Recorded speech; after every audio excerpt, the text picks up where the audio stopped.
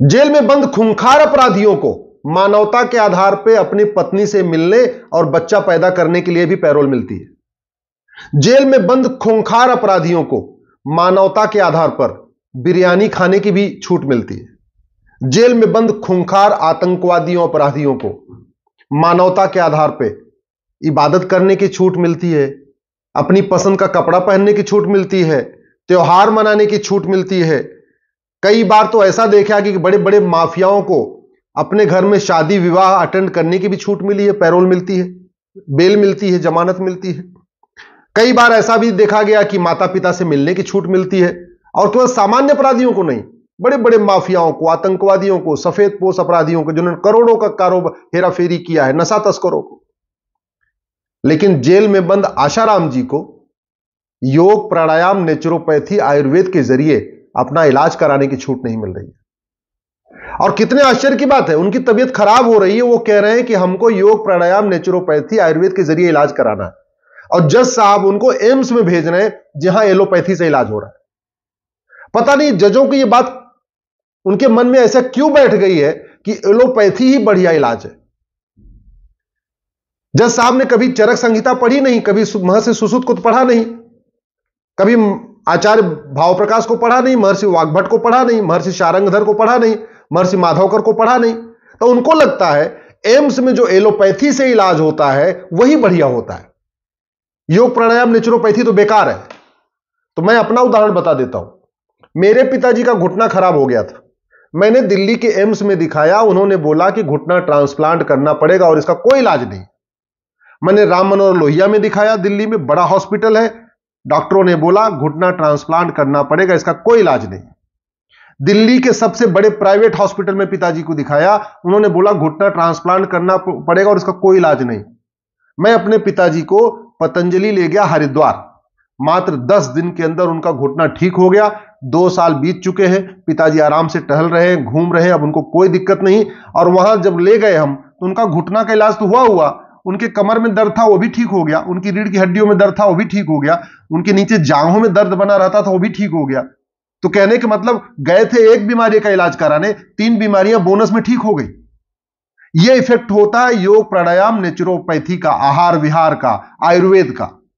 लेकिन चूंकि जजेस हमारे देश के वो या तो कॉन्वेंट एजुकेटेड है या मैकाले की शिक्षा से उन्होंने पढ़ाई किया है, तो वो जानते भी नहीं है कि योग प्राणायाम कितना चमत्कारिक होता है, आयुर्वेद कितना चमत्कारिक होता है। अब बार बार आशाराम जी कह रहे हैं कि हमको नेचुरोपैथी से इलाज कराने दो, हमको योग प्राणायाम से करने दो, हमको अपनी जो आहार चिकित्सा होती है वो लेने दो, हमको आयुर्वेद के जरिए हमको ठीक होने दो। वो कह रहे नहीं, आप एम्स जाओ, बस एम्स जाओ और सिंथेटिक दवाई खाओ। और सबसे बड़ी बात यह, आतंकवादियों को भी अपनी पत्नी से मिलने दिया जाता है, लेकिन आशाराम जी को अपनी पत्नी से नहीं मिलने दिया जाता। आतंकवादियों को भी अपने बच्चों से मिलने दिया जाता है, आशाराम जी को अपने बेटे से नहीं मिलने दिया जा रहा है। आतंकवादियों को भी अपनी बेटी से मिलने दिया जाता है, आशाराम जी को अपनी बेटी से नहीं मिलने दिया जाता। यह गुलामी की जो न्यायिक व्यवस्था है ना, यह किसी को जिसको मन चाहे जैसी सजा दे दे, पूरी तरीके से फ्री है। जज की कोई अकाउंटेबिलिटी नहीं है, जज के लिए कोई सेट नॉर्म्स नहीं है। वही जज एक अपराधी के साथ दूसरे तरीके से व्यवहार करती है, दूसरे के साथ दूसरे तरीके से व्यवहार करती है। और जहां तक ये जो घटना हुई जिसलिए आशाराम जी जेल में है, मैंने पूछा, मेरे पास बहुत सारे लोग आए, आज तक जिन लोगों ने आरोप लगाया था उनका narco polygraph brain mapping test भी नहीं हुआ है। मतलब जो उन्होंने मुंह से आरोप लगाया, जो गवाही दिया, उसी गवाही के आधार पे यह सजा चल रही है। अरे कम से कम एक बार वेरीफाई कर लेते दोनों पक्षों की, आशाराम जी का भी नार्को टेस्ट करा लेते और जिसने आरोप लगाया उसका भी नार्को पॉलीग्राफ ब्रेन मैपिंग करा लेते। आशाराम के बेटे का भी narco test polygraph brain mapping करा लेते और जिसने आरोप लगाया है उसका भी narco test polygraph brain mapping करा लेते। केवल ओरल गवाही के आधार पे, मौखिक गवाही के आधार पे, ना कोई मेडिकल रिपोर्ट है और कोई चीजें है नहीं, केवल मौखिक गवाही के आधार पे लगातार मुकदमा चलता जा रहा है। आज तक जबकि हमारे पास साइंस है, हमारे पास नार्को की व्यवस्था है, ब्रेन मैपिंग की व्यवस्था है, पॉलीग्राफ की व्यवस्था है। अरे दोनों का कर लो, और चलो एक बार प्रूफ भी हो गया, मैंने मान लिया कि आशाराम जी ही दोषी हैं, तो दोषी तो अजमल कसाब भी था, दोषी तो बड़े बड़े माफिया डॉन भी हैं, ये दोषी तो लालू प्रसाद यादव भी हैं। लालू प्रसाद यादव दोषी है ना, उनको कैसे बेल मिली हुई है? बाहर घूम रहे हो तो पार्टी बना रहे हो, तो पार्टी का प्रचार कर रहे हैं। मतलब लालू यादव को पार्टी का प्रचार करने, टिकट बांटने, घूमने के लिए, सिंगापुर में इलाज करने के लिए बेल मिल सकती है। और आशाराम जी को वो कह रहे हैं कि भैया हमको एक काम करो, बस एम्स में मत भेजो, हमको एलोपैथी से इलाज मत कराओ, हमको कहीं भी ऐसी जगह भेज दो जहां आयुर्वेदिक इलाज होता हो। उनको नहीं मिलेगी। कितने सफेद पोश नेता हैं जो सजा याफ्ता हैं, दोषी हैं और बाहर घूम रहे हैं, पार्टी बना के बैठे हुए हैं, पार्टी अध्यक्ष बन के बैठे हुए। और एक बेचारे आशाराम जी जिन्होंने पूरी जिंदगी घर वापसी कराई, पूरी जिंदगी उन्होंने आदिवासियों के एरिया में जा जाके मिशनरियों को रोका, धर्मांतरण रोका, घुसपैठ को रोका, जो कन्वर्ट हो गए थे उनकी घर वापसी कराई, उनको यह दंड मिल रहा है, उनको इतनी सजा मिल रही है। अरे कम से कम उतनी उनको राहत दे देते जितनी लालू यादव को मिली हुई है।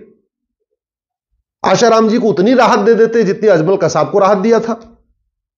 आशाराम जी को उतनी राहत दे देते जितना बाकी हत्यारों को मिलती है, बलात्कारियों को मिलती है।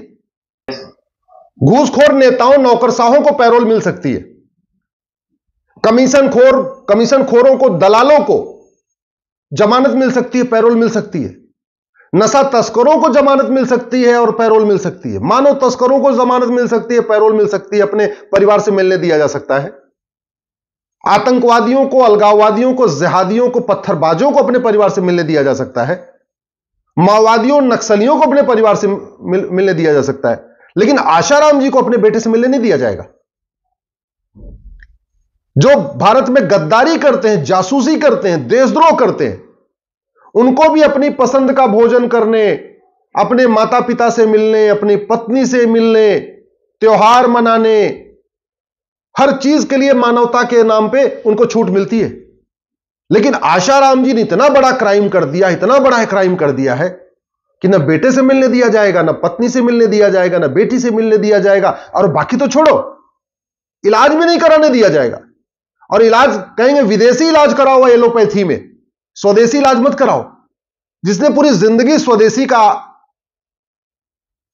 को आगे बढ़ाया है, उस व्यक्ति को फोर्स किया जा रहा है कि नहीं, तुम विदेशी इलाज कराओ, विदेशी चिकित्सा व्यवस्था यानी एलोपैथिक में इलाज कराओ, स्वदेशी चिकित्सा यानी योग प्राणायाम में इलाज मत कराओ, नेचुरोपैथी में इलाज मत कराओ। मैं जज साहब से हाथ जोड़ के निवेदन करता हूं, आपने बड़े मुकदमे देखे होंगे, आपने बहुत फैसले दिए होंगे, एक बार याद रखिएगा, अगर आशाराम जी दोषी हैं, ये तो आप जानते होंगे, अगर आप बिना नार्को पॉलीग्राफ ब्रेन मैपिंग के भी समझ गए हैं कि आशाराम जी दोषी हैं, तो चलो हम भी मान लेते हैं दोषी हैं। लेकिन क्या उन्होंने अजमल कसाब से ज्यादा अपराध किया? क्या उन्होंने 1000 करोड़ का चारा घोटाला किया है? क्या उन्होंने 70,000 करोड़ का कॉमनवेल्थ घोटाला किया है? क्या उन्होंने 1,76,000 करोड़ का 2G घोटाला किया? क्या उन्होंने 1,86,000 करोड़ का कोयला घोटाला किया? क्या उन्होंने आदर्श घोटाला किया? अरे एक से बढ़कर एक घोटाले हुए। किसी नेता को तो आज तक नहीं रोका कोर्ट ने कि नहीं अपने परिवार से नहीं मिल सकते। नेताओं को तो इवन घर से बना बनाया भोजन की छूट मिली हुई है। कितने सारे ऐसे नेता हैं जो जेल में बंद हैं, उनको घर से बना हुआ बन के भोजन आता है, इतनी छूट मिल रही है। और एक व्यक्ति जो बूढ़ा हो चुका है, शरीर से अस्वस्थ है, और केवल इतनी मांग कर रहा है कि हमको योग प्राणायाम नेचुरोपैथी में इलाज करा दो, केवल हमारा आयुर्वेद में इलाज करा दो। इस अवस्था में भारत छोड़ के कहीं भाग नहीं जाएंगे। इस अवस्था में ऐसा भी नहीं है कि वो किसी और का मर्डर कर देंगे। इस अवस्था में और कुछ तो कर नहीं सकते, कम से कम मानवता के आधार पे। और आशाराम जी के पुराने कार्यों को देख लीजिए, लाखों लोगों की घर वापसी कराई उन्होंने, लाखों लोगं को धर्मांतरित होने से बचाया है। दलितों और आदिवासियों के बीच में एक बार आप जाके सुनिए, आपको पता चलेगा उन्होंने क्या क्या काम किया हुआ है। प्लीज हाथ जोड़ता हूं, थोड़ी सी उनके ऊपर भी दया करिए। जैसे आतंकवादियों के ऊपर मानवता की दुहाई दे के काम हो रहा है, थोड़ा उनका भी मानवाधिकार है, उनको भी थोड़ा दया दृष्टि कर दीजिए, कम से कम उनको इलाज कराने दीजिए।